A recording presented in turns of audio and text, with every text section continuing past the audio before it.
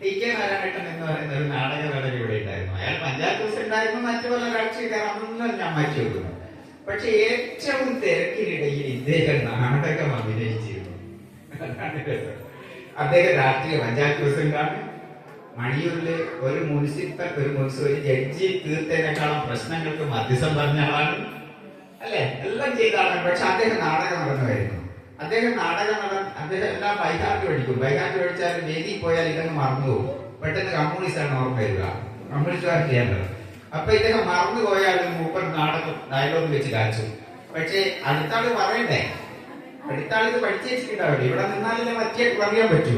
പക്ഷെ അയാള് കഴിഞ്ഞു പോകും. അപ്പൊ കാണികൾ എന്താ വിചാരിക്കുക, ടി കെ ഉഗ്രൻ, മറ്റേ ടി കെ ആണെങ്കിൽ അടിച്ച് കീറുകയും ചെയ്യും. മനസ്സിലായില്ലേ? അപ്പൊ പ്രേംജിയൊക്കെ അങ്ങനെയാണ്. പ്രേംജിക്ക് ഡയലോഗ് പഠിക്കൂല പോലും. ആരാണ് ഒരു ഭസ്മക്കൊട്ട എന്റെ മുന്നിൽ തൂക്കിയിട്ടത്, മൈക്കിങ്ങനെ തൂക്കിയിട്ടല്ലോ. അപ്പൊ ഇത് തലക്കടിച്ചു ഇയാൾക്ക് വേദനയായാലും പറഞ്ഞു പോലും, ആരാണ് ഒരു ഭസ്മക്കൊട്ട ഈ വേദിയിൽ തൂക്കിയിട്ടത്. അപ്പോഴും കാണികൾ വിചാരിച്ചത് ഇത് ഭയങ്കര ഡയലോഗല്ല. അങ്ങനെ നാടകത്തെ നെഞ്ചേക്കിയ തലമുറ. ടി കെ എന്ന് നോക്കുമ്പോൾ രാഷ്ട്രീയക്കാരനായിട്ടല്ലല്ലോ നമ്മൾ ഓർക്കുന്നത്, കൊഞ്ചിക്കുട്ടിയാളനായിട്ടാണ് ഓർക്കുന്നത്. പട്ടം കാലഘട്ടം എന്റെ ഇടവക്കാരനാണ്. ഇങ്ങനെ ഒരു കലാകാരനെ കാണാനില്ല.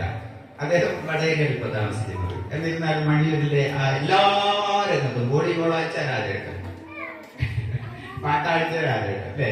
ഒരു കാലത്ത് നമ്മുടെ നാട് എന്ന് പറഞ്ഞാൽ അത്യുഗ്രത. മണിയൂർ തെരുവെന്നൊന്നും പണ്ട് ആളുകൾ പറയുകയാണ്. തെരുവ് പറഞ്ഞ ഒരു പ്രത്യേക ആൾക്കാർക്കാണ് മണിയൂർ എന്ന് പറയുക.